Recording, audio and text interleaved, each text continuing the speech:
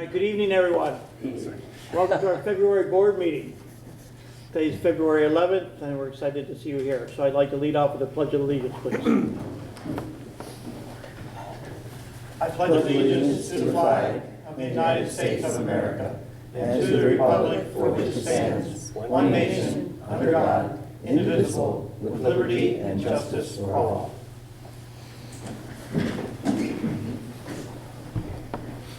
Tonight we're honored to have our county legislator with us, who's in between 3 meetings tonight.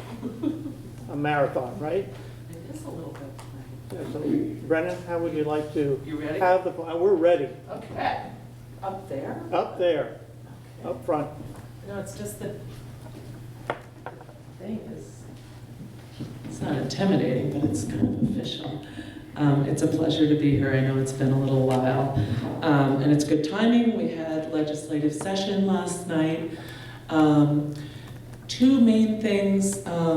One that's actually from last month, and this is to thank Rhinebeck for all of the work it's done to support Scenic Hudson and the other communities that are involved in opposition to Amtrak's proposal to put fencing along our some of our public access spots to the river.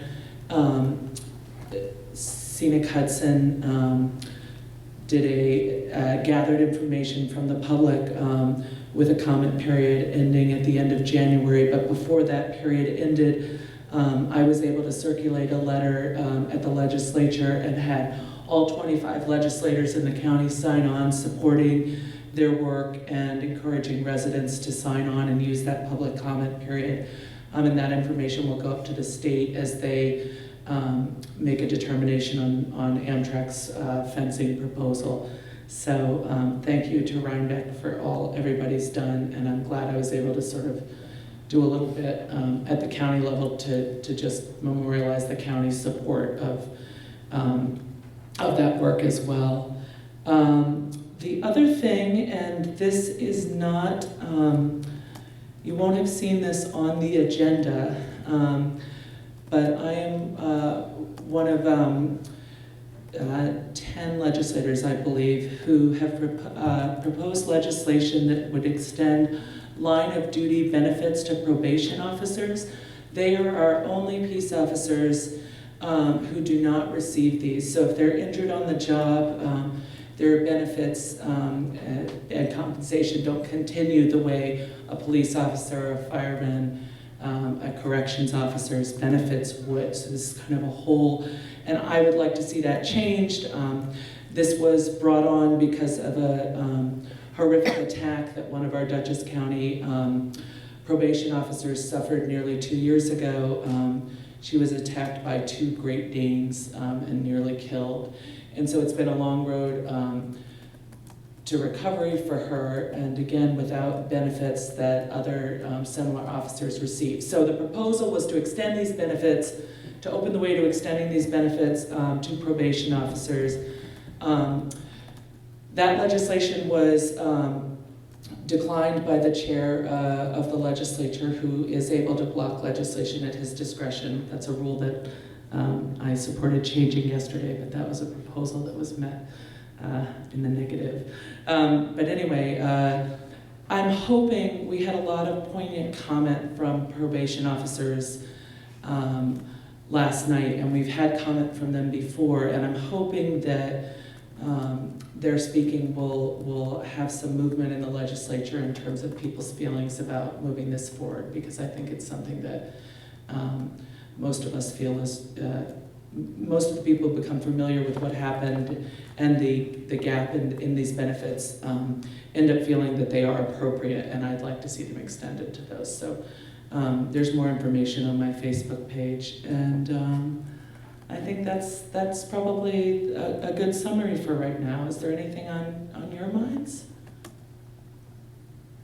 No? Happy? Okay. Well, I am here if you need anything. And thanks for letting me scoot in and out. I'm sorry, I'm driving out to Clinton now. Yeah, be careful. Meeting number 3. Thanks. Thank you. Thank you. Thanks. Next on the agenda is a public comment section. Is there anybody that in the audience that would like to have a public comment?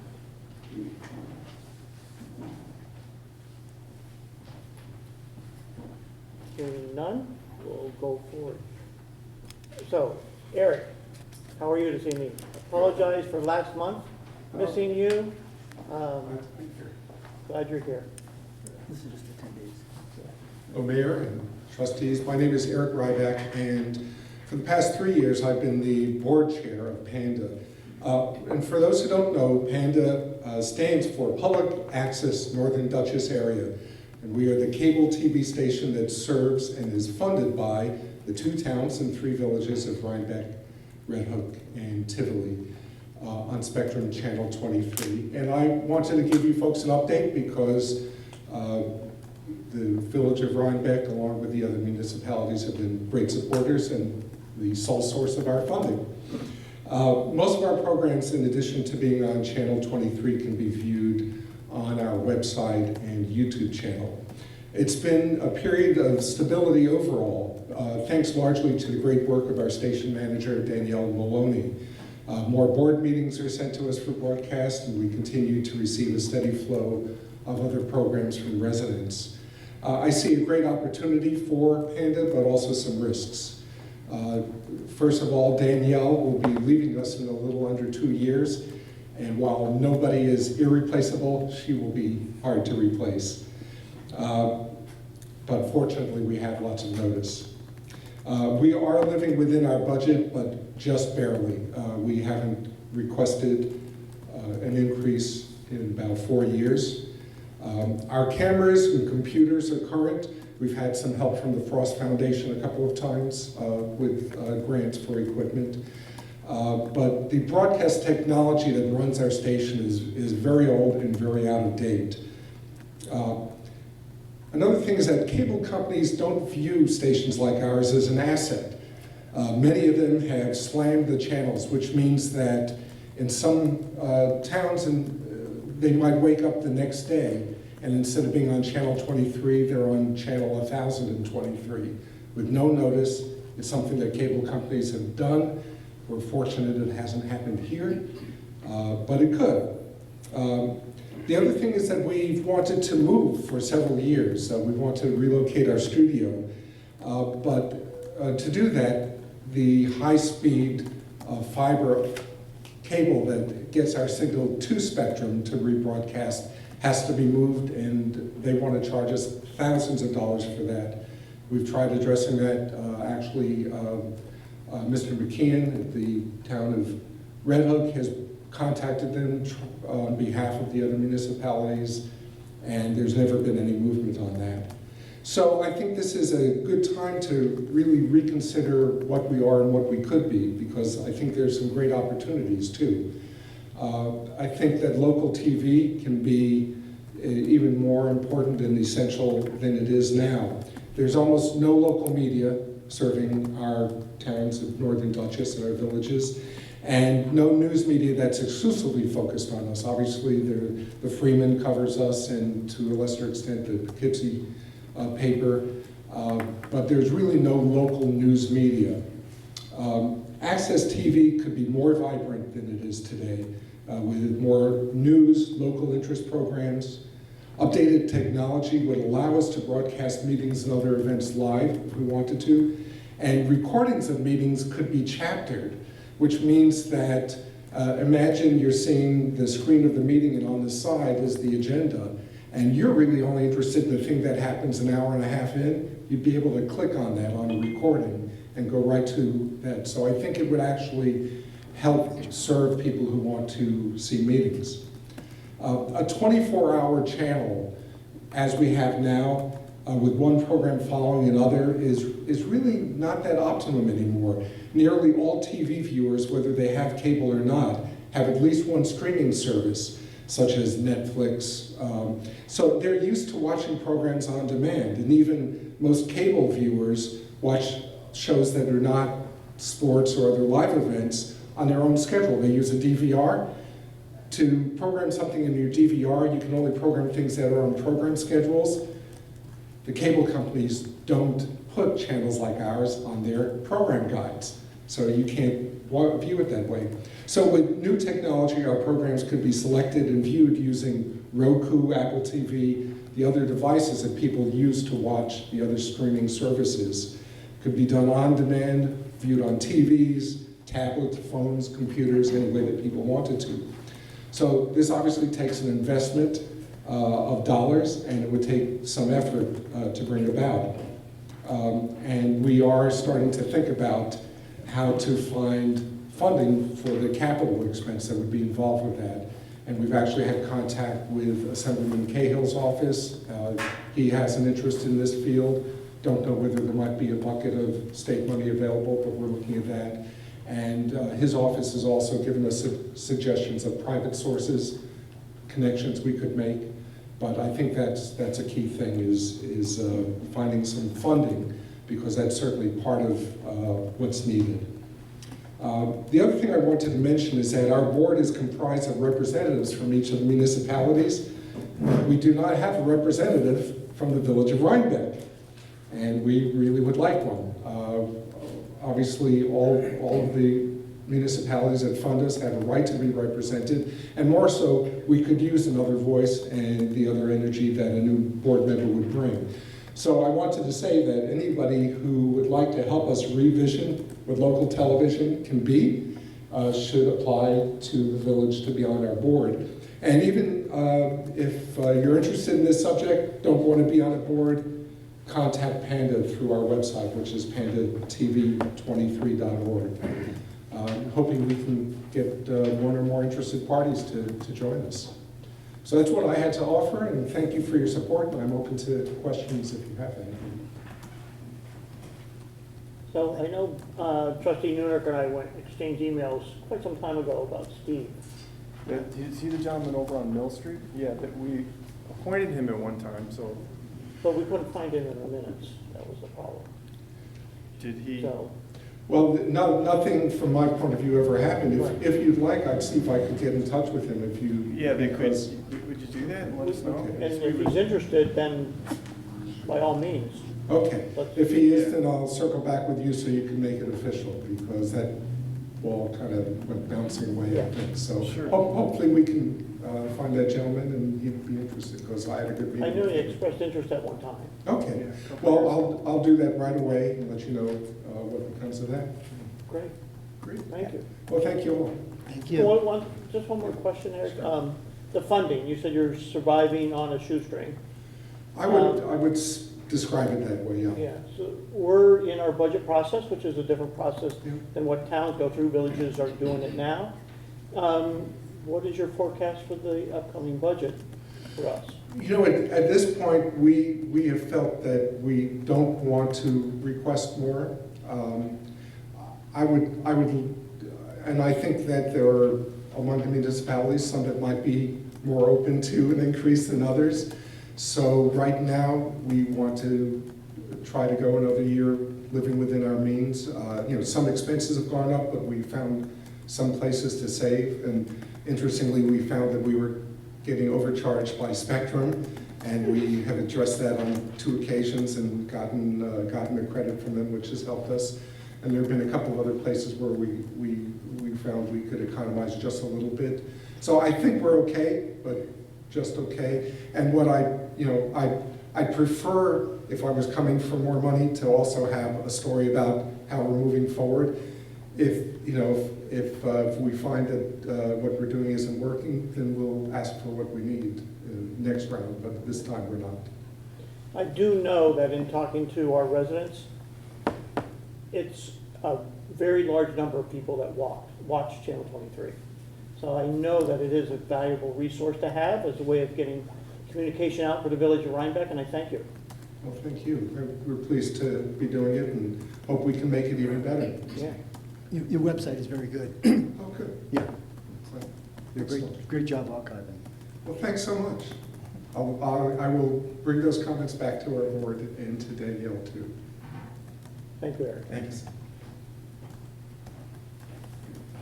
Okay, department reports. First is our treasurer's report. Karen? Okay, treasurer's report is for the period ending January 31st. The general fund, the tax collector account ended the month with $316,622.79. The general fund ended the month with $89,586.92. The water fund ended the month with $330,565.47. The sewer fund ended the month with $562,085.08.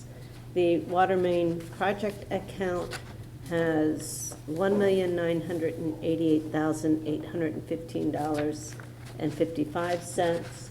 And our New York class investments, cash investments continue to yield well. The vouchers presented for payment in the general fund total $76,408.12. In the sewer fund, $33,447.21. In the water fund, the water fund was $33,447.21. The sewer fund, $27,303.36. We have one bill in escrow of $500, and we have a payment presented in the water main project of $976,302.83. In the grant, in the EV charging station 2, we have bills totaling $17,501.11, and the historic district grant, a bill of $5,500. And also, as I'm talking about the water main project, I just wanted to give you just a little update on, this is our request number 3 from Grant Street, the contractor. And this is approved by Stantec, the village engineer for this project, that the full length of 8-inch water main along all 3 village streets, Livingston, Chestnut, and Platt Avenue, including all fire hydrants, have been installed and connected to the existing water system. Hydrostatic pressure testing, flushing, chlorination, and disinfection of the new water main is complete. Bacteriological sampling was performed, and results were successful for all new installed water mains.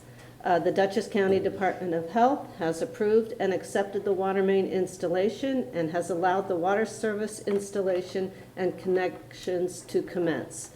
Water service installations and connections have been ongoing along Livingston Street throughout the latter half of January and will continue throughout February on all streets until complete. So that's just a little update on the status of request number 3. Moving on, the monthly operating statement has been uploaded and is available for your review. The water and wastewater billing and adjustments have been reviewed and signed off by the Water and Wastewater Department liaisons and are presented for authorization. I'd like to make a motion to approve the water adjustments as submitted. Second. Any discussion? All in favor? Aye. Opposed? Abstained? Carried. I'd like to make a motion to accept the wastewater numbers that have been presented this evening. Second. Any discussion? All in favor? Aye. Opposed? Abstained? So carried. Okay, RBT CPAs are is the CPA firm that we use that assists and oversee as we complete our year closing. So I asked the board for a resolution to accept the engagement letter from RBT to assist with the fiscal year in 1920 close and the New York State AUD filing. So moved. Second? Seconded. And Karen, you've worked with these people before? Yes, Yes. the last 4 years. Excellent. So just note that this is an organization that we've been using all along to help with our Yeah. closing of our books and providing oversight for us. Mhm. And, Karen, the rate per hour is the same? yes, it hasn't, as last year. All right, thank you. All right, any other discussion? I don't think, no. All in favor? Aye. Opposed? Abstained? carried. Okay, the water main project, we closed on the BA, on the bond anticipation note for additional short-term bonding of $1,772,764 at a rate of 1.5. That is going to be callable in a year, but the plan is when the project's complete, we will take that and the short-term funding from EFC and we will roll it all into a long-term fund, long-term debt. So Um, that would be at their AAA bond rate, which is much better than, I mean, it's better than ours. We have obviously good credit, but that's where we save all through our debt for however, 30 years or so, Right. so for the long-term financing. So the cost of financial advisors was an additional $2,500 for the preparation of that bond anticipation note. I asked for a resolution to authorize this increase to the agreement for submission to EFC. So if we amend their agreement to add this $2,500, then we can make it part of the project and put in for EFC funding for it. So moved. Second. Any discussion? Seems like a good idea. All in favor? Aye. Opposed? Abstained? Okay, thank you. Okay, and then for the budget 2020-2021, the first budget workshop was held on February 4th at 6:30 for the compensation review. The next budget workshop will be held on Tuesday, February 18th, for the capital projects and grants. And then the schedule is still the same with March 3rd, 19th, 26th, April 7th, and then a public hearing on April 14th. And that's all I have. Is it? Very good. Thank you, Karen. I'd like to make a motion to accept the treasurer's report as submitted. Second. Any discussion? Thank All you, in Karen. favor? Aye. Opposed? Abstained? Carried. Thank you, Karen. Mhm. Police and court. I'll read these in.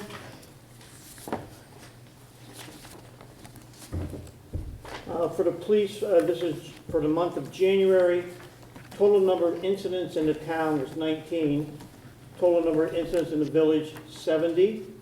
Total number of tickets in the town, 18. Total number of tickets in the village, 63. Total number of arrests were 2. And the total number of accidents are 5. Just one quick note, you all are aware that we have a med drop-off box in the police department now that's available every time the police department is open.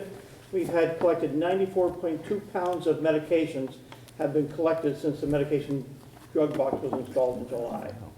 So I'm glad we have it. It's as a service to our community. I'll go to court tickets. This is for December. Tickets that were completed from both court sessions and mailed in for the month were 127, and the revenue from the state was $3,615. I'd like to make a motion to accept the police and court reports. Second. Any discussion? No. All in favor? Aye. Opposed? Abstained? Good, thank you. Fire.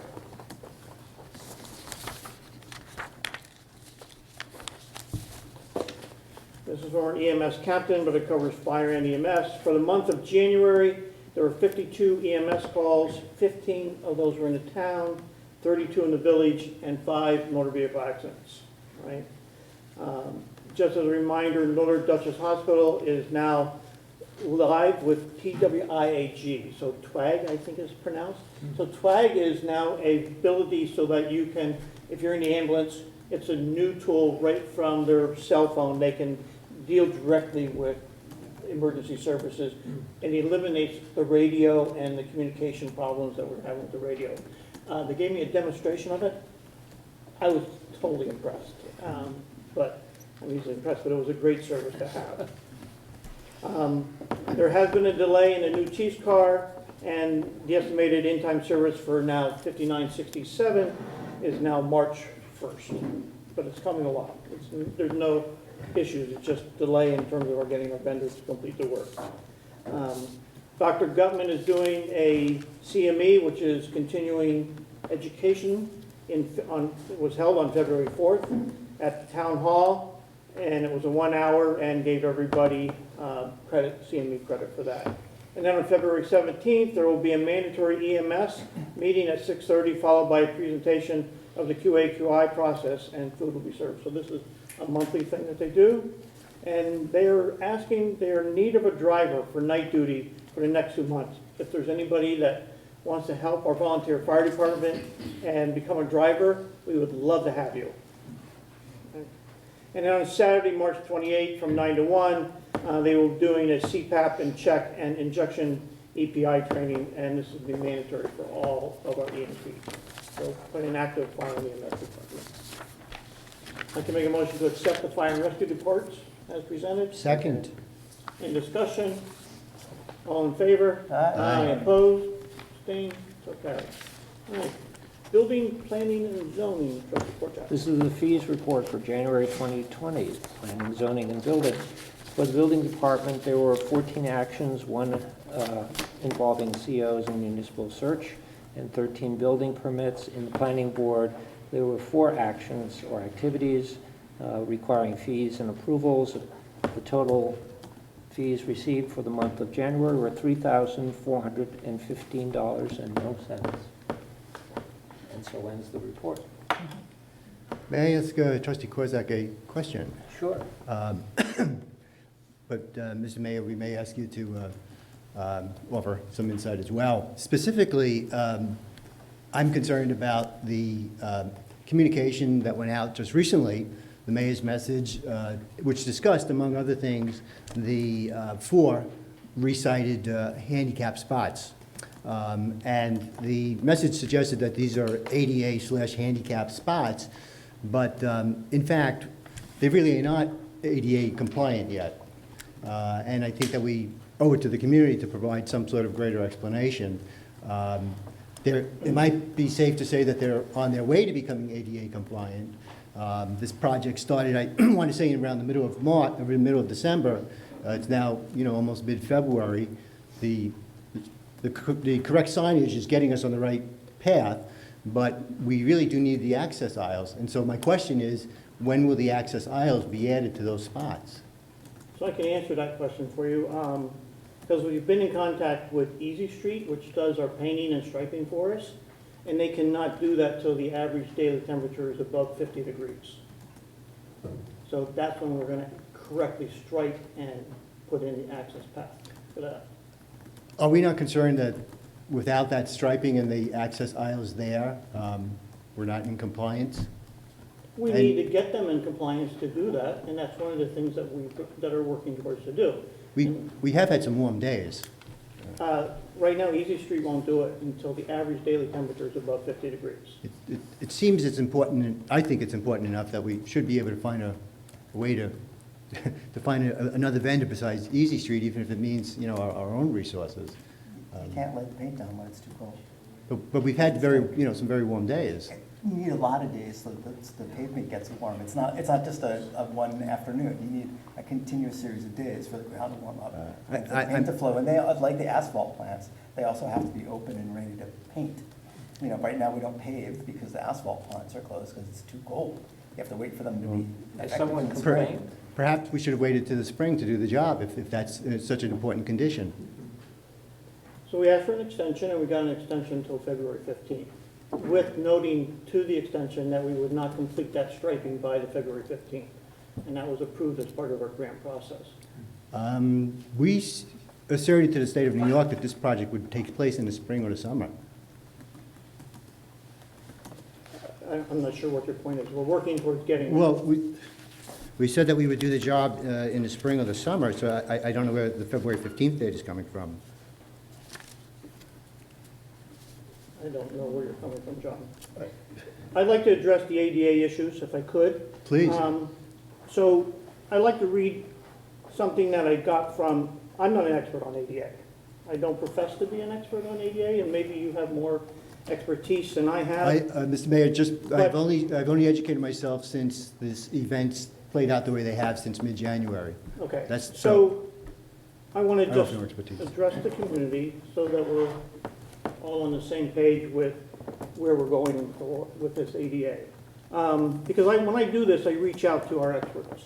I reach out to our Department of Public Works, our Superintendent of Public Works, and our Police Department to get their approvals to go forward. It's not done just on us, it's done with their approvals to move forward.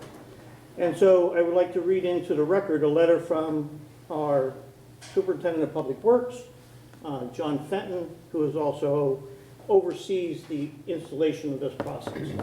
So he says, "Dear Board, I have been asked to explain the reasons for the relocation of the 2 ADA parking spaces. The village clerk had notified me that the village had secured grant money to install 2 additional EV charging stations, and that the board requested that they be installed in the northern municipal parking lot.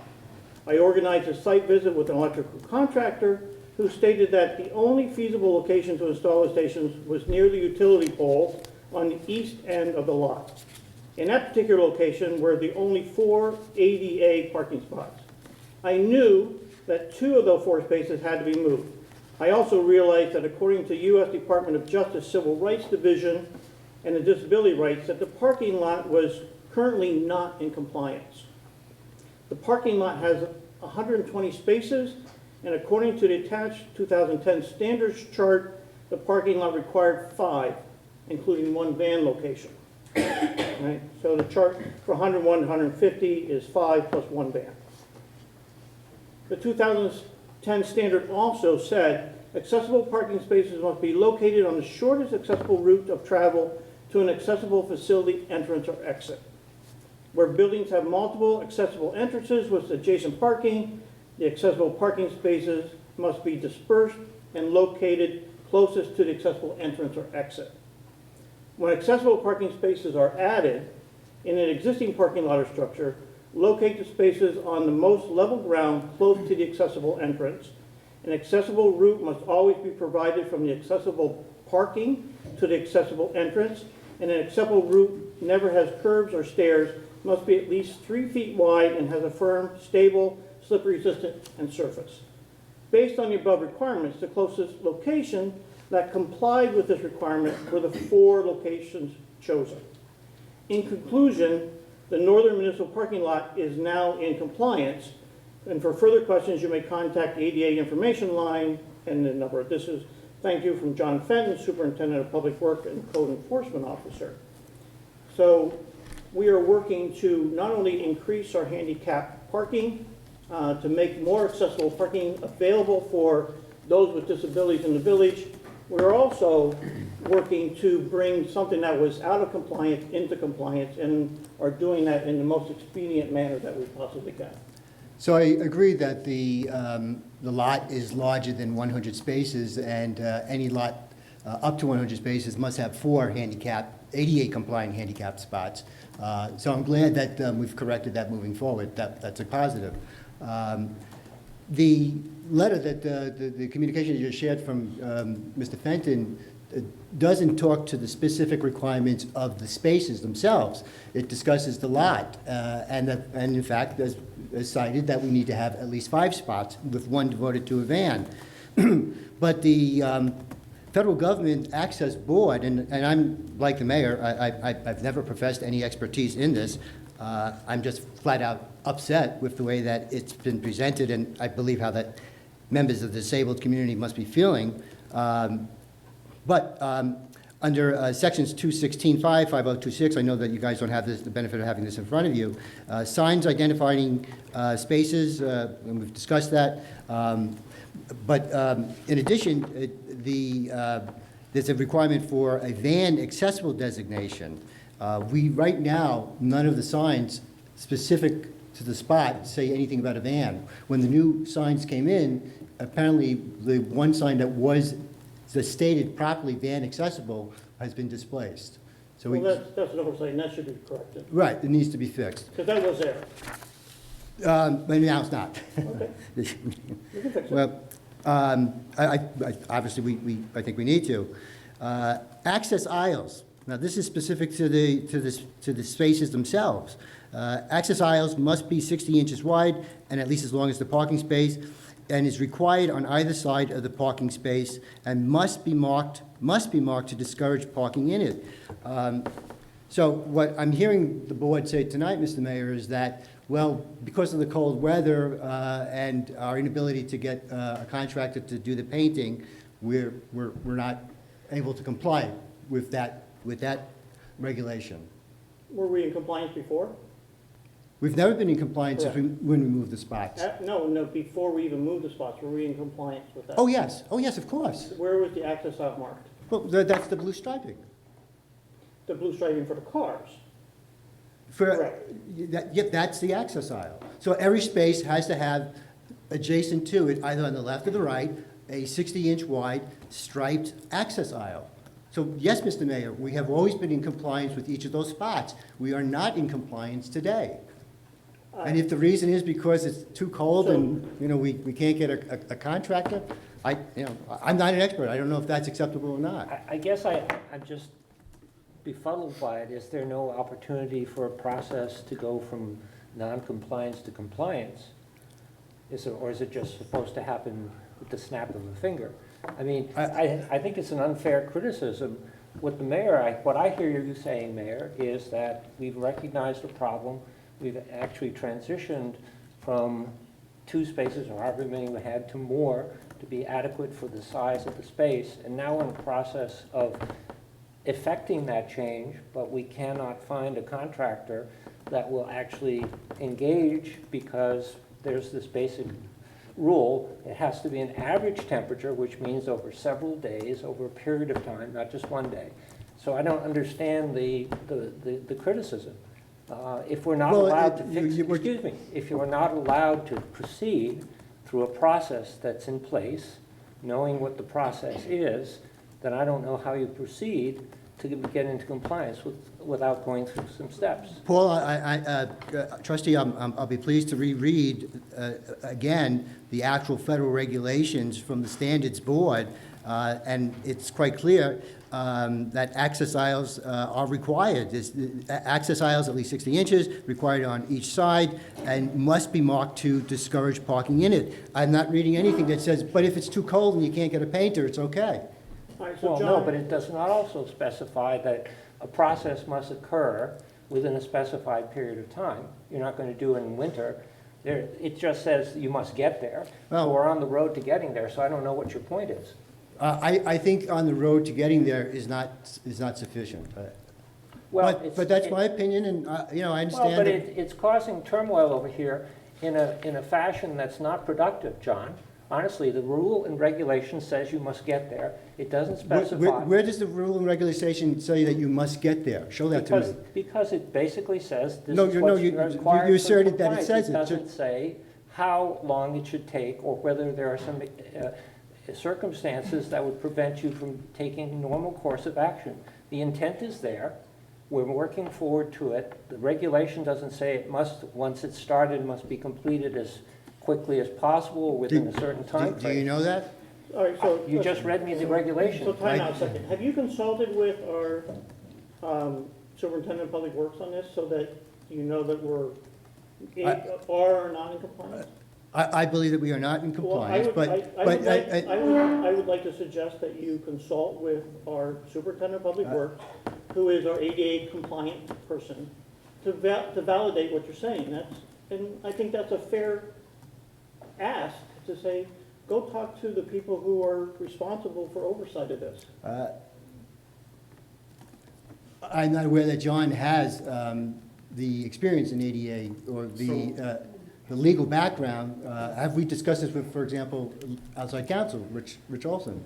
So we should have someone a design folk who are putting their license, stamp their license on it, be it an architect or engineer, to actually bless this design, whatever it may be. I don't want any one of us doing a homespun kind of. No, we should not. ADA design. I agree, we- So, that's what I'm requesting. I'm Yes. requesting that you reach out to our superintendent of public works, engage the proper people to get the answers that you need. I would also, I'm sure that the board, each of you have been in receipt of a letter from a member of this community who has very firsthand experience in these matters and has clearly articulated to the mayor and each of us that were copied that we're not in compliance with those spots. Now, I'm happy to speak to the zoning enforcement officer, DPW, Mr. Fenton, but I'm not aware that John, as Trustee Nunecker has just suggested, has that level of licensing or authority to interpret these complex laws. There's one last item, and by the way, I don't think there's a license for ADA compliance people. well, I think that what trustee... When you go through subdivision approval, you have an architect or an An engineer. architect, So they, but, right. so somebody has to be responsible And for I think- interpreting the ADA And laws. I think what we've been learning is that all along the way, now that we have an engineer to call in, we're gonna be calling in an engineer much more frequently, because far too often we have kind of spitballed some of these things, and we haven't That's had the all I'm saying, opportunity. yeah. Right, and so We now, should again, we have that finally in place, the ability to do that, and that hasn't been to any board prior to this. Well, we Well, put but that in it place seems last like, month. it seems like there's like several issues swirling around here. One is the actual de facto design and approved, however you want to have it approved, either through an engineering firm or through an AD expert that says, this is what it should look like, this is how it should be painted, and so on and so forth. I also hear, concern about the process. What I also heard is that the process is underway. The process is delayed because of weather circumstances and common practice. So, I'd like to get back to what the real issue is here, because I had the impression that the ADA design, location, number was okayed and approved. What we're waiting for is the process to complete. So, what is the real issue here? Do we need to go back and hire the engineer and basically go back and bless this? Or do we need to basically say, no, we're in process, we have a plan in place, which is going to take place as soon as the weather permits, but once the plan is completed, the painting of the stripes and so on and so forth, then we will be in compliance, we'll go back for a review and get the stamp of approval. So I'm asking Trustee Rossi, who brought up the issue, to seek out our superintendent of public works, work with him to be able to, and then come back and report to the board. I'm delighted to do that, but I want to be on record as saying that as evidenced by the letter that we've all received, that we may very well not be in compliance and have not been in compliance. There's one last thing I would ask the board to indulge me to read. The Code of Federal Records, the CFR, is the governing body that updates all major legislative once every calendar year. I want to read just a quick passage from the July 2019 CFR related to the American Disabilities Act. If all pedestrians using the parking facility are expected to share the vehicular lanes, and a driveway is a vehicular lane, then the ADA permits covered entities to use the vehicular lanes as part of the accessible route. The advisory note in section 502.3 of the 2010 standards, however, calls attention to the fact that this practice, while permitted, is not ideal. Accessible parking spaces must be located on the shortest accessible route of travel to an accessible entrance. Accessible parking spaces and the required accessible route should be located where individuals with disabilities do not have to cross vehicular lanes. That's in the CFR. So Trustee, when you say to me, why are we so upset? That's what I'm upset about. I'm upset for the handicapped. I'm not upset that we're bickering, that's our job. I'm upset for the disabled. And I don't think you have to look further than that very emotional letter and very freshly written letter from our local resident, who is someone that's living with this every day. Look, I respect that, and all I'm saying is that the process is complex. From what I understood was that the ADA design was approved, and what we are in the process of becoming compliant. That is de facto, we're not in compliance, but our intent to become compliant is a process that's been approved and is going to take some time to get done. But during that period of non-compliance, it's a process of in construction or change, And so we are not in compliance, not because we're intentionally designing improperly or not taking activity. We're just going through a process, just like construction on the water main is not complete until it's been fully inspected and complete in every way, shape, and form. The water main project does not have implications for those that are disabled. No, I understand. not It's just disrupting- we are given not as an disrupting their example. lives. It's just given an example of a No. process and how it has to go through its So steps. I've made a request, Trustee Rossi, for you to seek the appropriate people which we've asked to give us advice on, get their opinion, and if you agree or disagree, then come back and bring that to the board. As I said, Ms. May, I'm happy to discuss this with the zoning enforcement officer, but I want to be on record here this evening that I am very troubled about whether this village is compliant or not. I'm leaving it at Well, that. to that end, I think, we should formalize the process of evaluating that. I mean, if we're going to basically raise this as an issue, because from what I understand about ADA, there is a, how should I say, grandfathered in, that is, once you start changing things, other rules can apply and so forth. We should I have to actually- correct you, trustee, there's no such term as grandfathered in the ADA. Once a status quo situation is in place, if you start changing It's known as the things- safe harbor, but proceed. If it's in place at the present time, it does not need to change unless the configuration of the entire lot changes. I could be wrong. Put that aside, I think we need to engage with our engineering firm or the appropriate firm as a sort of impartial review of what all those regulations are to make sure that we're in compliance. I'm not sure that, doing it ad hoc basis is a good idea. I think, and I'm not proposing ad hoc, I'm Mm-hmm. proposing that we seek out the appropriate people, whoever they may be, to get the answers and bring it back. And I think that's a good idea, Mr. Mayor, but I think that should have happened many weeks ago. And, I'm looking forward to hearing your report back, John. Thank you. thank you.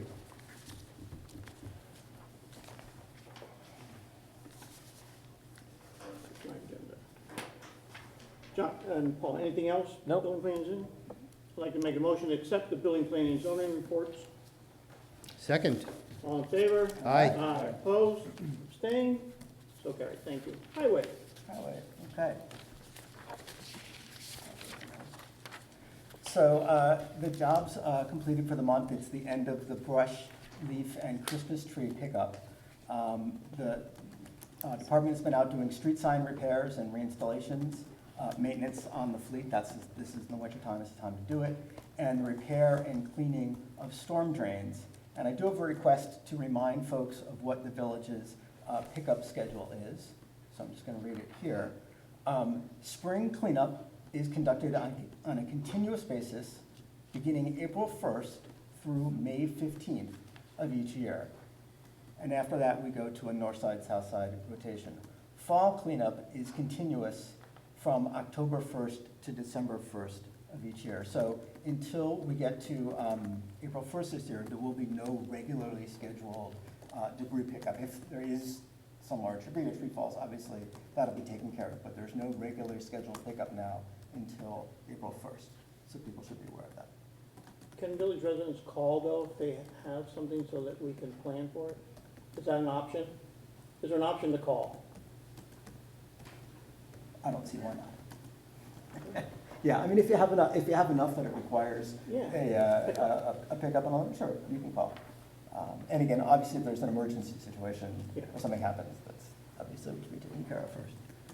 So we will be, at budget time, we have some requests to put some older vehicles out for bid and potentially for a new piece of equipment, another detachable leaf vacuum, but we'll discuss that when we get to our budgeting process. That's it.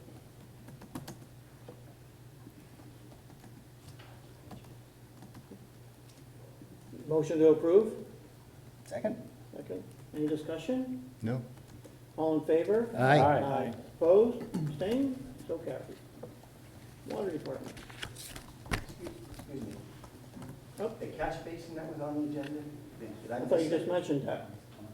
Well, they've been cleaning them out. No, it says, So, excuse me, if you want, please come forward and stand at the microphone, introduce yourself, if you want to make a comment. I will. Oh, All right, behind you. Oh, okay. I'm on the catch basin. I'm the gentleman who made the request. I'm Jim Edmondson, I live at 24 Livingston Street. On multiple occasions over the years, I've made requests to John Fenton to come look at the river that establishes itself when it rains between 24 and 20 Livingston Street. I've provided photographs to you gentlemen. We'll show that it's probably about 6 inches deep and happens anytime we have substantial rain. And I think this is an ideal opportunity with all the work being done on Livingston Street to install a catch basin to eliminate the flooding. I'm just hoping that when the work is done, that there's not, they don't just pave over it, that they might scrape the road, and to drop the road down, be lovely if you could do it. So we regain the beautiful curves that are somewhere on the road. So that's what number one is under E. Okay. Can I, so Jim, thanks for bringing this to my attention, and thanks for the photographs. It's obviously quite clear what's going on. So just so you know where we're at in terms of kind of a longer term plan, as you noted, basically the streets in the village were just paved and never milled down, and the curbs were allowed to disappear.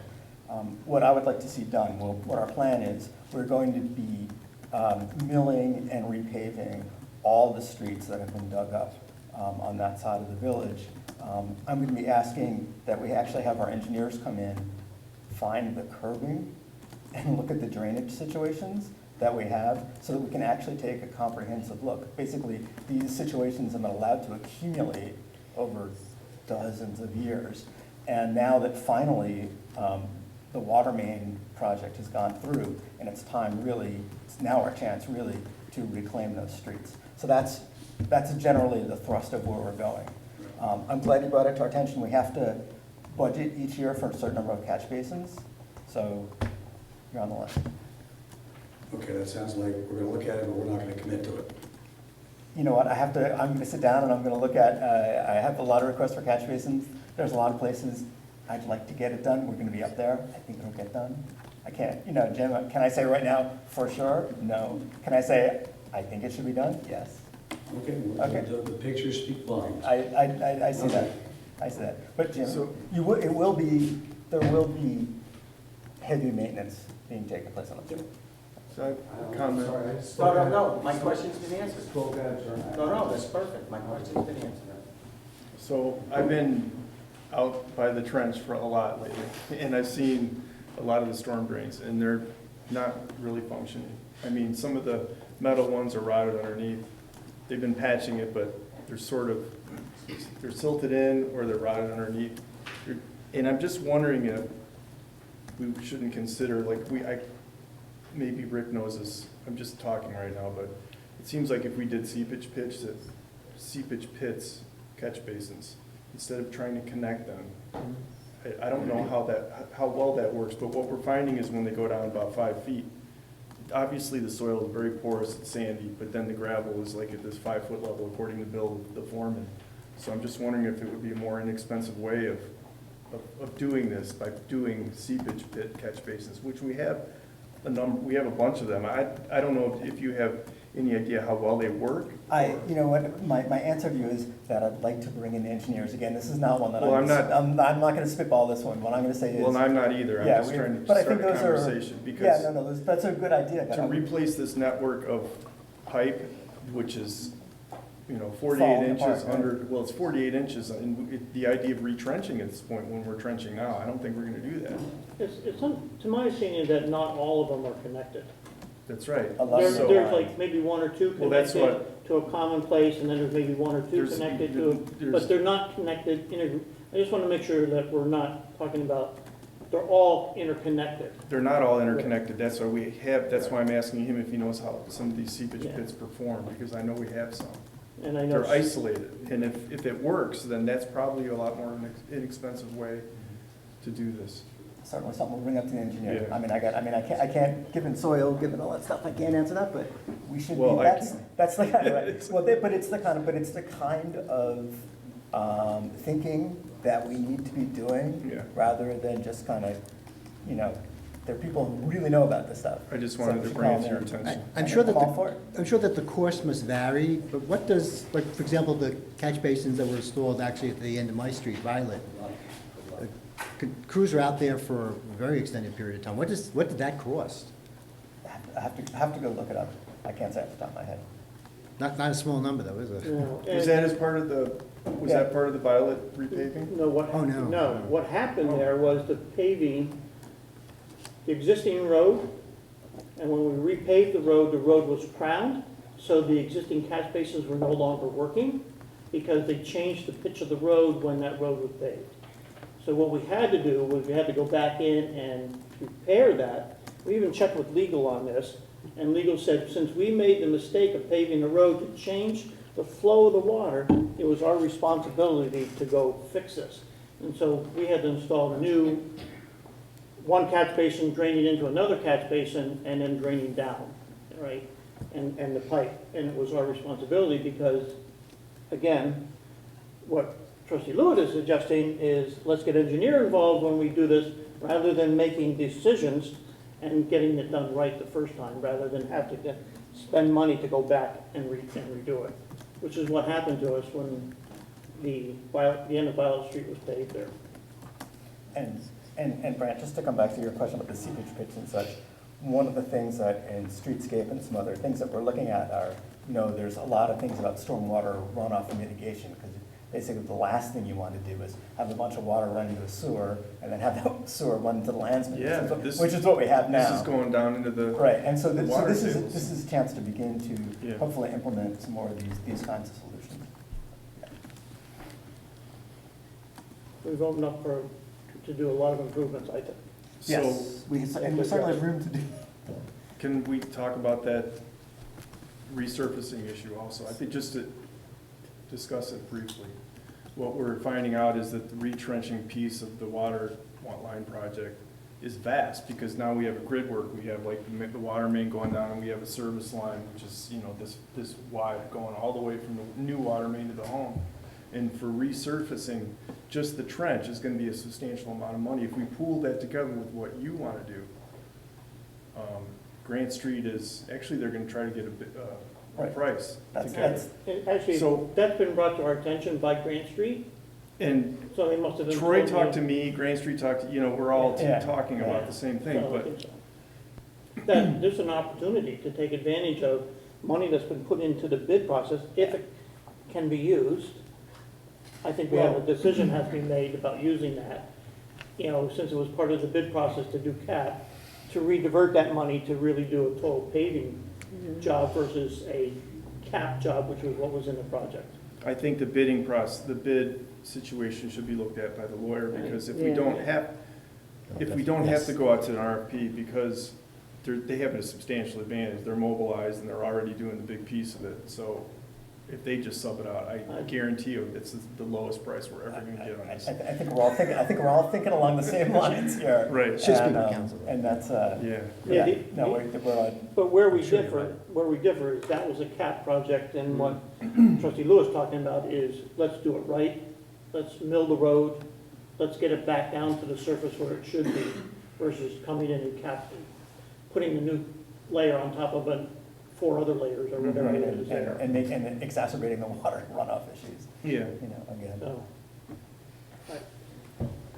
definitely something we should discuss So- as part of our budget process. Yeah, I think the engineering study for that is going to be something we have to look at in our budgeting process. We're going to have to plan for the person who's going to take a look at that, if we're really going to do it right.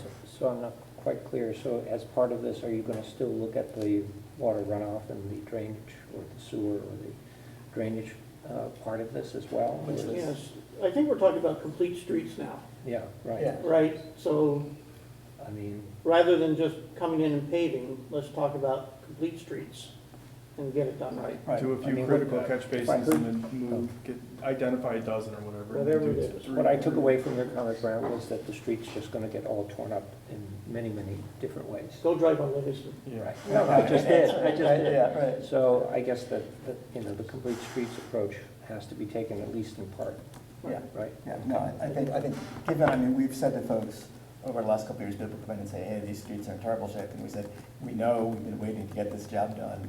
Now the door's open, this is the moment we've been waiting for. If it's a few $100,000 extra, then we could just get a 5-year bond, or We may, it's certainly something we've been talking about already. and throw in our chips, which can't go to, we know that can't go Chips to the cannot be bond. used towards the bond. Debt service, Right, yeah. Chips but bonding, there may be some room in the budget to do bonding for these large capital projects. So that's certainly something we'll discuss as part of the budget. We've already started discussing it, Karen. I think we're all saying the same thing. You might want to talk to Dave at Grant Street, because he's actually going to get a bid on this. I mean, Yeah, the no, back of the envelope. I've been talking to him through John. So Right, okay. I had a discussion with John. Okay. And then back and forth, yeah. Good, Which is our interface to that. yeah.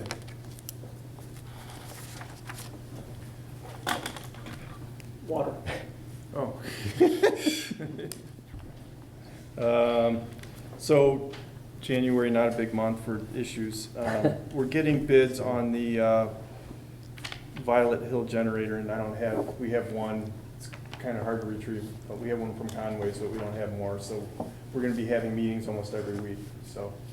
So you want to push this out to? I'm pushing it out to when I get more bids. But John said he reached out to 2 others and didn't get a reply. Right, but he's still trying, so we'll see. Okay. But if that's our good faith effort to get 3, and we try for another week, then maybe we should just take the Conway bid. But I don't have it tonight. I only know what he said, is Yeah. that the other 2 vendors. Yeah, that's what he said so far. So we, as far as the consolidation study for the Dutchess County Water and Wastewater Authority to look at the economies of scale or the efficiencies of taking over the water and wastewater. We interviewed with the final three engineering companies. The 2 Brians, Brian Alex, Brian Bacamo, and Bridget from the Dutchess County Water and Wastewater Authority, and John Rossi and me. And Michael Keating. Yeah. And so we interviewed the top 3 bids. We were all the village people, the village folks were like Delaware, the 2 Bryans, John and me, like the Delaware bid. It's the lowest, it's $69,900. The grant that we get is $85,000. So we figured legal is about 10. So they were actually the only bid that came within the guidelines of the grant. Delaware came in at $69,900. Stan Tech, who we know in the door, $86,984, and Time Bond, who's our, village engineering company, came in at $88,520. They tightened their numbers, but I'm not sure if we can really take that into consideration because that came in after the bid period, after we had vetted everyone. Right, So. yeah, it would be unfair. But the thing we liked about Delaware Engineering, aside from their lowest bid, is that all they do is water and wastewater. They do water and wastewater plants. They're operationally centric. There's a lot of engineers and principals that are actually licensed operators. So they look at everything from an operational standpoint. They have licensed operators. They look at this project as creating a comprehensive plan, which particularly with the water, when we have this older infrastructure, we're going to basically get a master plan out of this analysis. And it's a path forward, both for the capital expenditures we have to make to keep things up to snuff with the infrastructure and the way to finance it within our budget. On that note, they have an in-house staff that deals with the financial piece. I mean, basically, what we've done so far is, thank goodness that Karen is so knowledgeable, but Karen and I have just been figuring everything out, on how to do this water line project, for example. They have an embedded grant group, and when we were interviewing the 3, my question to each one of them was, as far as getting grants, what's your batting average? And last year they were 8 out of 10, so, The interesting thing, they were the only contractor, the only engineer that could say something very specific, quantify the. Really answer the question. Yeah, the others, we're doing great, and boy, they didn't hesitate. They said, we win 8 out of 10. good batting average. Very knowledgeable people, principal. We looked at the bios of all the principals and all the Yeah. engineers that are gonna be working on this. Is the master plan then part of their official response? That is, Yeah. it's a document we're going to get? Yeah. Yeah, that's great.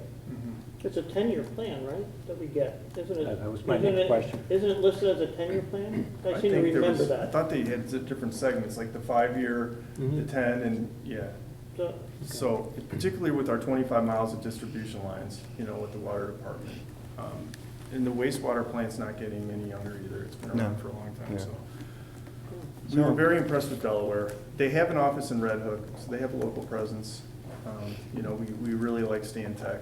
We really like Ty and Bond. So really, it's really an embarrassment of riches, but I would like to make a motion that we accept the Delaware engineering bid for this project at $69,900. And I would second that motion. Second it. Any other discussion? Thank you guys for getting through all this. It's another thing that people have been talking about for a long time. Yeah. Right. And we're finally nailing down. Should know that we're about 9 or 10 different companies that actually submitted bids. That's right, There I were forgot. a dozen that came out for the site visits that we conducted at both plants. I thought the number was quite a bit higher than that. No, Oh. there was actually 8 that submitted. Submitted, yeah. But yeah, there were a lot of inquiries. Okay. But there were more people, you know, because there were 2 from a company and sometimes 3, you know. All right, all in favor? Aye, aye. Opposed? Abstained? So carried. Thank you. I wanted to briefly mention Grassmere because we are working, the mayor's knowledgeable about this, but we're working on this agreement. It's a water purchase agreement. And what they promised to do is what they would need is a 6-inch water line all the way from Grassmere to really good, like a good 10-inch line, which is over on, help me Gary, it's like Knollwood and what, on Arnett. Arnett, yeah. So there's some certain segments where they have to, like, about 600 or 700 feet on Route 9, where they have to upgrade to a 6-inch line, and then again on Knollwood, another, 600 or 700 feet. What they've agreed to do is to do all the new hydrants. They would give every user who's along the path a new curb box and a new copper line from the corporation stop, which is on the water main, to the curb box. So if somebody, again, it's the same thing as our water line project up here. If they have galvanized, they had the customer's gonna have to upgrade. But we suspect there will probably be a lot of copper in that area because the homes just simply aren't as old as they are in Livingston and Chestnut. So we're working on that agreement. One thing we have in there is that the price for the out-of-district price would be 1.5 times what it is for the territorial users, the people in the village. And they're kind of balking at that price. That's what we have in the gardens agreement. We have the ability to go up to 1.5 times. But I mean, Karen, I don't think are we charging gardens users any more than we are? I don't think so, Brent. No, they have the 30% assessment for the condo. Wait, what do you mean? They pay, it's either 20 or 30% assessment. Over and above the water price. Above. What you're Above the saying- water So it's a price. 1.3, Right, it's but 1.3 or 1.2 something is what the gardens is paying. right, but the actual $6 per thousand is the same, and $13.50 per thousand per sewer is the same. Okay. So we should have a pricing discussion on what we're gonna charge Grassmere. I mean, they're upgrading our water line, and that's a benefit because we're gonna get better circulation. But we're offering them the ability to have municipal water. Well, one thing we have in the agreement is that we have the ability to create a water district, because this is something that's gonna come out of the study, is whether we Yeah. should have the ability to create water districts. Are we gonna create 2, or we can create 12, or we can, we don't know where we're headed that way, but at least we have the flexibility to create a new water district with the Grassmere property. But my sense is we should just kind of track what we're charging the gardens. Do you guys have any thoughts on this? And Once we set a fee, is that fee escalates, right? Each year? Along with, it's based on, the benchmark would be a multiplier of Right. other fees that Right. have the ability to escalate, yeah. Okay, so it's a fixed percentage above, Mhm. but there's an escalation. So I think I'd like to know exactly what that is. Yeah. You know, so, and, Yeah, we'll have so to not, look it up. Karen doesn't have that available at her fingertips. Right. I think I would like to know, is it 20%, is it 30% surcharge? You know, and so we can make that assessment. And then what are we gonna do if we have new districts? you know? Exactly. So when we're gonna meet once a week for a while, so I think we should we do that. can talk The about other this. question you might have is whether or not the additional assessment is based on any other criteria. So we know how big the gardens is, do we know how big the Grassmere is that something that we want to consider? Whether it should be, Grassmere's you know, about tiered twice. in some way, so, 0 to 100 is this, and so forth. The gardens is about 35,000 gallons, and Grassmere's up to 67, I think. Yeah. Really? Day? Yeah. Yeah. Yeah. I mean, Well, that might, that remember, it all relates to their predicted outflow course. was 77,000. Yeah. Right, no, I just want to know what the So, units were, that's what inflow the is- units were, yeah. I think it, I just ask that we look into it being in some tiered fashion and establish some criteria for that. So the only thing I'm asking is that we quantify what we're doing for the garden, so we know exactly Okay. to make a comparison, and then factor in the fact that they're doing an upgrade to our water distribution system as well. Is that okay with everybody? And the last thing is that they're doing the service lines so they're almost done with Livingston. So they're plugging away doing 5 or 6 of these a day. And they've gone all the way from Beach, now they're almost to Gigi's. It's pretty impressive. I think the last they told us they were 6 weeks ahead of schedule. Wow. Well, let's keep it in the bank. Right, You know, right, Route 9's another situation. Route 9's gonna be interesting. That's it. Want a motion to accept? Second. All right, any other discussion? All in favor? Aye. Opposed, abstained, carried. Wastewater. Okay, just some numbers, but I just want to give a nod of appreciation to Trustee Nunica because he really did a great job championing this process and overseeing it, so thank you, Brant. Nothing but the top-line numbers to report, Mr. Mayor. Wastewater treated, 4 million gallons. Gallons of sludge processed, 32,600. And pounds of sludge processed, 4,589 pounds. That's a bigger number than usual. But our containment tank, we're just waiting for that to be delivered. We're hoping to have it perhaps by the end of this month. So that's it. Thank you. Make a motion to accept the wastewater report. Second. Any other discussion? All in favor? Aye. Opposed, abstained, so carried. All right, moving on, committee reports. Trustee Lewitt. Okay, well, I do have there was no official action from the tree committee, but I did, if I can borrow Gary's computer. I'm gonna get to there. Thank you very much. So I'd like to start out with a thank you to the Frost Foundation, because one of the things that we've been wanting to do for a long time in the village was have an entire inventory of all the trees that are basically on village property or in the area, in the Brow area, just beyond the right-of-way. And with that inventory, we also have created a 5-year management plan.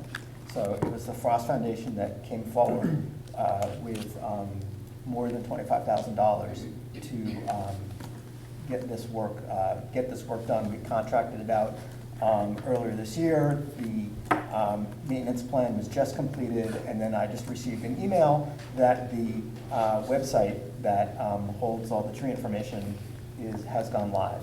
So one of the things we have had one training session on the with Davy Resources. We have a whole other year, which we're going to lean on them because it's kind of a complicated piece of software, but we're going to be using it. So I'd like to, if I can, give a quick. I'm gonna try to get there. Okay, I'll keep vamping. Talk for a minute. Keep going. So we will be using this. One of the goals of the software, as we've been talking a lot about things, is to actually track what we're doing and where we're doing it and have a good sense for what's going on. So this is a web-based, piece of web-based software that we are renting. Okay, thank you. Thank you, Mayor. Thank you. So excuse me if I look down here. Okay. So, excuse me? You're still signing. I'm zoomed in, yes. Or not. Oh, there we go. Nope, No, not it's on even. the, it's on the sign.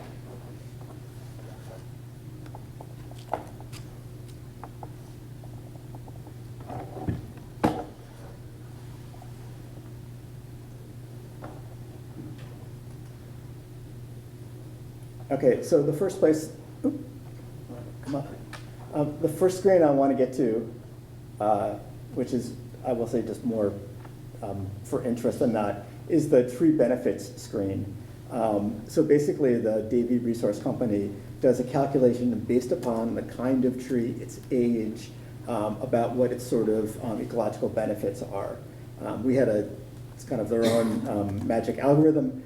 We had a discussion, we learned that big, old, tall trees, as you'd imagine, have great weight, and we learned that palm trees are equal to 0.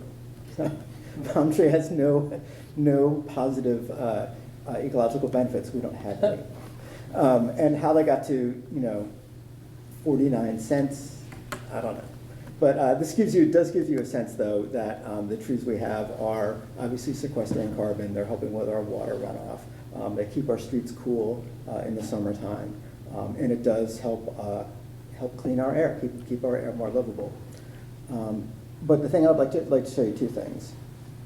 So the first one is just the layers. So if you take a look here, this is actually the map of all the trees in the village, and you can go into each tree, actually by site. Take a look. Oh, that's a vacant site. So it gives you information about what's there.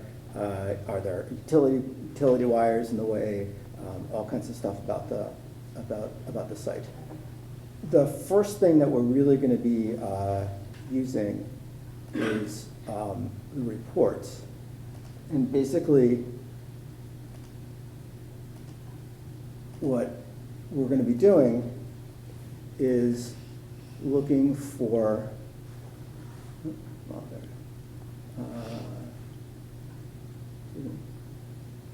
we go. So basically, this is just a quick report, but it gives us, this column is the condition of the tree, and then this is the primary maintenance need. Should it just be pruned? Do we need to take care of it exactly? Training means staking and doing other things. Does it need to be removed? So the neat thing about this is, obviously, let's go to the dead trees. They identified what looks like 22 dead trees. So if I click on this, and I remove, just to make it,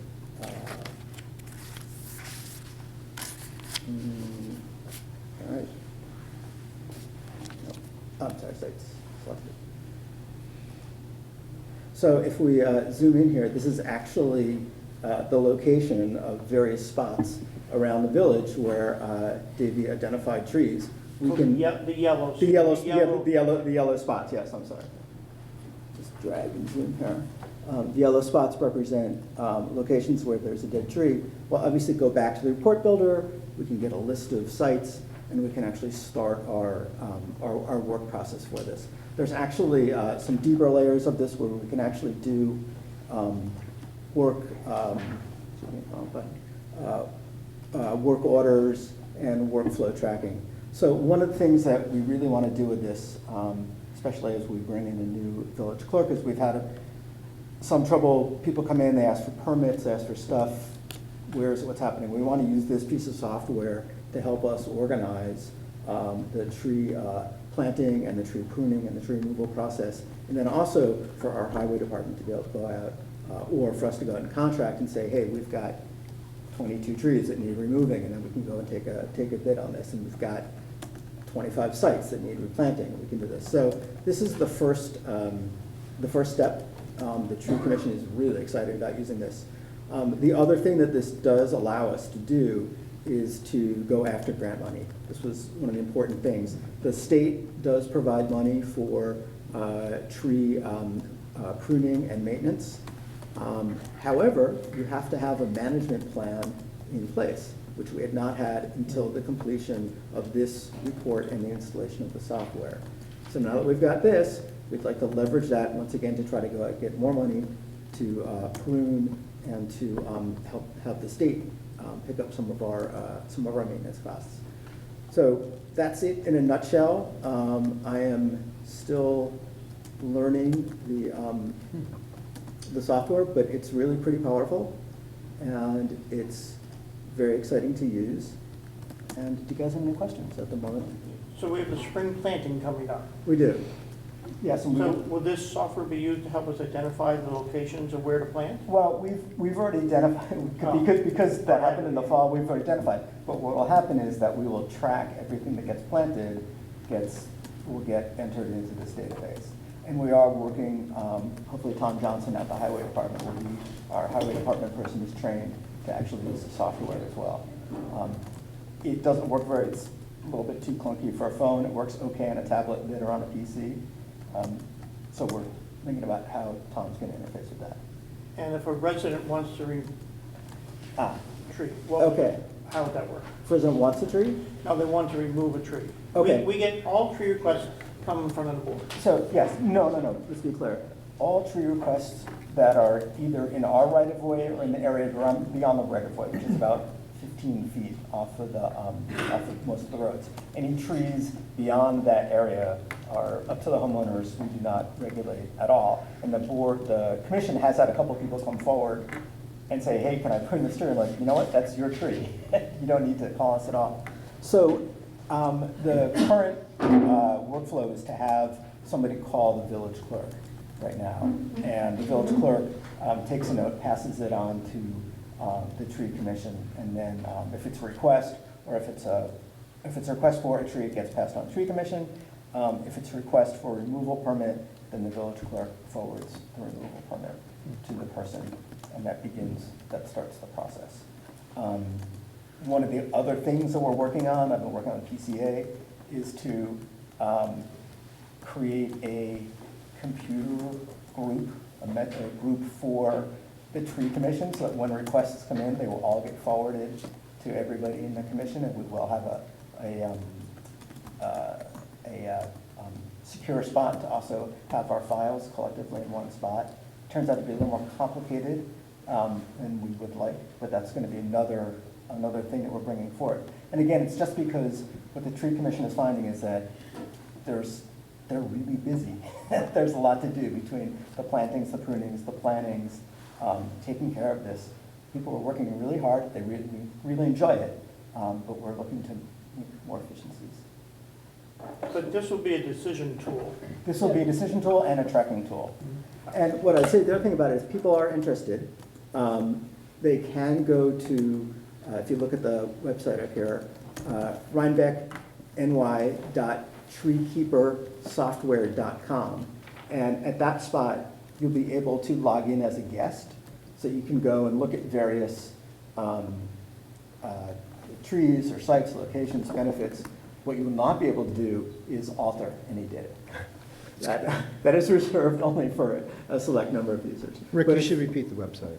Oh, sure. It's rhinebeckny.treekeepersoftware.com. So I believe that we have this on our Climate Smart website page. So if you go to the village website, the Village of Rhinebeck website, click on the Climate Smart tab, go to our climate page, this is a link that you can go to right from there, so you don't have to remember the URL. Okay. You can do that. And on those our already, climate- great, that's great. We already have it embedded into our. Wonderful. So, I think it's great that you can potentially access grants. I'm just wondering, in terms of other tree pruning activities, like along the state highway or by Central Hudson, can this be somehow used as a tool to somehow direct or inform their decisions as well? Well, the one time we've had to deal with these people, it's hard to tell them anything. Well, Yes, the answer is really, I would say this is a tracking and information tool. So that And one of the things one of the primary criteria that you look at in this is there are there conflicts with overhead wires? Right. So I can actually map out where all those trees are. And we do know that some of those trees have been pruned so severely they probably should be replaced. We do know some of them we'd like to keep. So yes, we'll be using that as a The data only tool. reason I suggest it is because once you have data, then it's hard, I guess you come from a stronger position by it, and instead of just saying, I know this tree is, Yeah. we've mapped it all out, they can perhaps include it in some of their plans. Yeah, Okay. yeah. So we're just, as I said, this just went live for us. Yeah, And we're really just getting It's very impressive. our hands on it. And I would say over the years, apparently this level of software, at some point you could also map the water system and the sewer system onto it. For those that are interested. There you go. Sure. So do we have an ongoing contract with the licensing? So Vanessa, Yes. So I'll tell you, so. could you come up, I'm just, Sorry. so everybody can hear you, could you please come up? My question was, do we have an ongoing contract or agreement to keep using the software in perpetuity? Well, it's not in perpetuity, but we did get ourselves a 5-year license because that was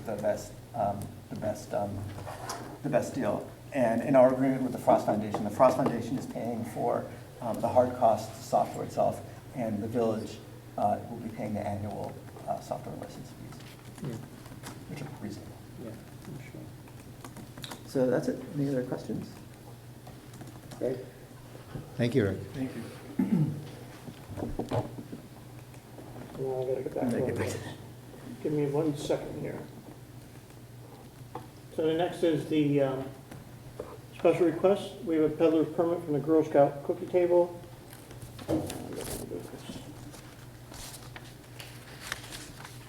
I'll get there. I'll get there.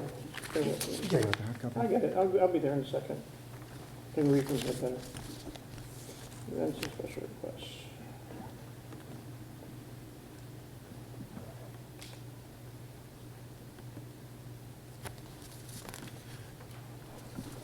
Putting in my wood for some voice now. All right, so this is from Diane Lyons, 65 Willowbrook Road, Clinton Corners, Girl Scout Cookie Booth. Girl Scouts are tax exempt nonprofit organization.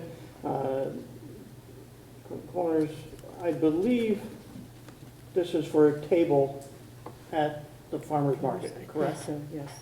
Typically, the clerk has been I'm mumbling here, we passed the regulation to let the clerk handle this, because we have a scheduling thing before, so it's not an event, it's a request for a table, so I'm recommending that we just keep the process we have and let the clerk handle these and schedule these as Okay. deemed appropriate, okay? Everybody in favor, Oh, in yes. favor of that? So, yeah. So this is a request to use one of the sites where we have one of the tables? At the farmer's market. At the farmer's The only- market. Yes, they'll ask for a date and the same thing is for Hudson Valley Strong. They are requesting a table. I suggest that we leave the clerk handle that and schedule it appropriately as we have done in the past, and they're not really applicable to come for us to make a decision. Agreed? Any problem with that? No. All right. No. So the clerk will handle those. Now, other business. RFP for attorney services. If you know, So we talked about this before, we did the RFP for the engineering services, and from my end, it's just a simple way to refresh and be compliant with our procurement code. It's been years since we actually did an RFP on our village attorney. Right. It's a contracted service, and I just think it's prudent that we do that over the 30-day period or whatever, and then have it all teed up for the reorg meeting, which whoever's sitting here at that point could vote on it. so you're going to draft up the agreement? Who's drafting? I would want to see the engineering one we just did, because it would be a lot like that. More than welcome. I mean, Yeah. And we have that. okay. So you're So I'll going work to, you'll with take that Karen. and do it. I'll work with Karen on it. Yeah, we have that on file. Okay. The one thing I would really ask that it comes, and I think it's the right thing to do, is that just like we have with the engineering firm, we set up a little channel so that if there's just a quick job that needs to be done, we can contact them. That was under 4 hours. Yeah. And Right. and if, Well, we just put in place for engineering last month, Yeah. a task list. a task list. And we appoint a person in charge of the task list, and so there's a call in, and then there's a project. Right, And so what we do. I'd like to see something like that, so that, we as trustees feel that we can call in, get a small job done, but then if it's gonna wrap into Right. something big, we have Yeah. to look at it more seriously. Some provision or some mechanism for that. For use, yeah, for small usage, yep, absolutely. All right. So Brent, you got it, right? Yep. I don't think we need to vote on it until you get an RFP, No. so get the RFP. Okay. All right, resolution for polling places. Can we get to that, please? I'll read this into the record. The resolution stating polling places for the village election. The next general village election for officers will be held on Wednesday, March 18th, 2020. No person shall be entitled to vote in this election unless they are registered with the County Board of Elections and are on the county voter registration list. Residents of the Village of Rhinebeck must register with the County Board of Elections by March 6th of 2020 to be included on the county list for the March 18th election in 2020. If you're already registered with the county at your current address, you do not have to register with the county again to vote. The Village of Rhinebeck no longer holds a village registration day. So voting for the forthcoming election shall be conducted Wednesday, March 18th, 2020, from 12 noon to 9 p.m. Here at Village Hall for the first time, at 76 East Market Street, be upstairs in this room. And there is a lift, and the Village Hall is handicap accessible. Submitted by Christine Deneau, our current deputy clerk. And it's Wednesday. And what did I say? No, we got it right, but it's worth emphasizing. It's not voting Tuesday, it's not voting right. Wednesday. Because of St. Patty's Day. St. Patty's Day is Tuesday, so election day is Wednesday. So, And it starts at noon. do we have to vote on this? It's a Yeah, resolution. All right, so it's resolution. So I'd like to make a motion to accept the resolution stating polling places for the village election. Second. Second. Any discussion? What time is the polling place open? Noon to 9 p.m. 9 to 9. Yeah, you know. There we go, okay. There you go. All right. All in favor? Aye. Opposed? Abstained? So carried. Thank you. Mr. Mayor, I do have something else for other business if you're done, unless you're going to cover C. I was going to note that we have received correspondence. Right. which Yeah, that's you- what I meant. Which you alluded to in your previous Yeah. discussion, that we just received this correspondence. And as normal, we put all our correspondence up on the website, and I believe that will be up on the website, or is already up on the website for everybody to read. Thank you. I did have one other thing that I wanted to mention under other business, if I could. I guess the answer is yes. Well, I don't know, what are you going to discuss? I'm sure that I'm not the only trustee that's been asked about, hey, how long does the grant cover the free charging of the EV stations? And so I pulled, Mr. Mayor, the original application that we did back in 2017, and of course, the dollar amount was $800. And at the time, that was certainly our best estimate. And by the way, it was benchmarked. We didn't do it in a vacuum. It was benchmarked against some of the other applications. And then I went to our business office, and I asked our treasurer and our assistant clerk to give me a sense of what the bills look like. And I was able to get a robust, the business office does a great job. I didn't need the bills. They have it all on a spreadsheet. The net of this is that the analysis is that we have exhausted the $800 from the grant. And we probably exhausted it a long time ago. So I think that the board needs to consider, perhaps at the next meeting, I can put together some additional documentation and share it with everybody, but we really should vote on what do we want to do. Do we want to continue to provide the village subsidizing the cost of the EV charging? You guys probably know that some other municipalities, Kingston actually charges $17 an hour. The town of Rosendale, by the way, they have their chamber pick it up, which I think it's a good collaboration of government and working with businesses, but we need to address this. We should put this to some sort of a vote, and I'm happy to circulate the documentation that I pulled together and share with everybody. Yeah, I would like to say, because the last time, Karen, we discussed, there was a 2-year agreement that we had to have with since it was a NYSERDA grant. And I don't remember the dollar limit, if it was $800 or whatever, but I thought by the grant, we were obligated to keep them free for 2 years. I'm not sure. No. I think that it was, I think it was Gary- 2 years, and I think that it was also $800. I actually did a cut and paste from the grant application. It was $800. You're not wrong, because it's whichever comes first. You run out the clock over the 2 years, or you exhaust the $800. Had we asked for $1,600 or $2,400, but of course then we would have been pulling funds from somewhere else. So, it was capped at $32,000. We rolled $800 into that $32,000. We've exhausted it. I think that, again, it was our best estimate at the time. So Karen, we submitted for the state for more than that. Did we ever get paid? We did. Well, how much did we get paid? I have to look. I think, I know we submitted like $1,296. and I'm thinking that we To be got exact. $1,260 So of, something's not jiving here. If our cap is 800. Yeah, it And the is. state paid us 1,260. I think we might have had some, Okay. I don't know. The whole entire grant, I think we Let's- might yeah, have let's had figure this some out. different. So I Okay. have a hardware question. Is it all set up for someone, if we change our policy, that someone Yes. sticks their credit card in, or do we have to buy any additional Nope. stuff? It's all given, it's all. That was my understanding, that, Yeah. because, we voted on We this have to 2 go years in, ago. I and- just we have to don't- go in and change on charge point, we have to change it, and it's a simple setup change. Okay, That's all there. that's where my mind's at, is that as soon as it So I'm runs just out, we confused, start since we submitted, I remember seeing Sorry. an invoice to Yeah, the there- DEC for For, 1,000. yeah, 200 and some 900 dollars. and, right, and they covered 1,000 So has the too. 2-year period expired, or? That expires July 31st. Yeah. Right, okay. But again, Yeah, no.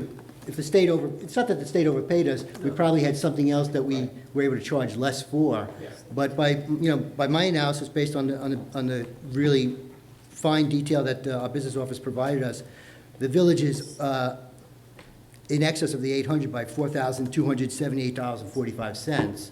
So even if you said, well, it was another $400, we're still in excess Yeah. by, not an insignificant amount. But again, this is not a surprise. We knew this day of reckoning was going to come. We thought maybe it would come at July 31st. Guys, it's coming a lot sooner. All right, so let's validate. Karen, I'd like to see that Okay. documentation, please. Okay, Thank you. all right. Minutes approval for January 14th, 2020. They've all been at your disposal to read. I'd like to make a motion to approve the minutes for January 14th of 2020. I do have one issue. Well, let's get a second. Second. Second. Sorry. Now, I'd like to open it up for discussion. So I just noticed that in the minutes, Karen, actually, I'm not sure that you took these minutes. I think it was the young lady that was covering. I did question the $6,400 for moving the dock. And I'd like for that to somehow be incorporated into the public record, into the minutes.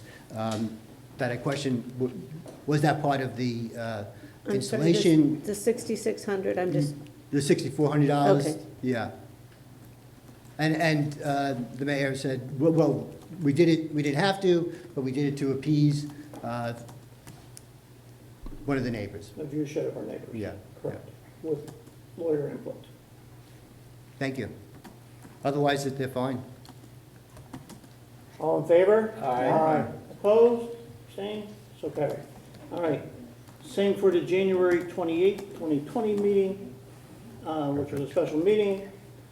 I'd like to make a motion to accept the January 28th, 2020 meeting. Second. Any discussion? No, perfect. All in favor? Aye. Opposed? Abstained? So carried. Thank you. All right. Last, personnel. I always like to recognize our personnel and our anniversaries here in the village. One of our police officers, again, Peter Palin, has now completed 17 years as of February 1st, 2003. So I thank Peter for his service to our community and his continued work on our village police force. And then our motor equipment operator, Carl Delfino, 4 years, effective February 1st of 2016. I'd like to commend Carl for his service to our village and our highway department. It's not an easy job, and they all work hard. Thank you. It's like that, actually Carl was, came out to assist the tree commission with annual fall planting, and the tree commission members were just correct about what a good job he did. I have nothing for executive session. Anything for executive session? If not, I'd like to make a motion to adjourn. I'm sorry. Can I just introduce myself? I'm Sure. Johanna Bard, and I'm on the board of the chamber, and we are going to start coming on a Absolutely. rotation basis to your. Nice to meet you. Oh, nice. Thank Thank you you. very much. Thank you for coming. Nice to meet you. Thank you. Pleasure having you. Yeah, thank you. I know we've talked with Caroline about doing it. I didn't know you were going to show. So, perfect. Thank you. Thank you. Welcome. All right, I'd like to make a motion to adjourn at 8:42. Right? Second. Nearly a record. Any discussion? That's right. All in favor? Aye. Opposed? Abstained? So carried. Thank you.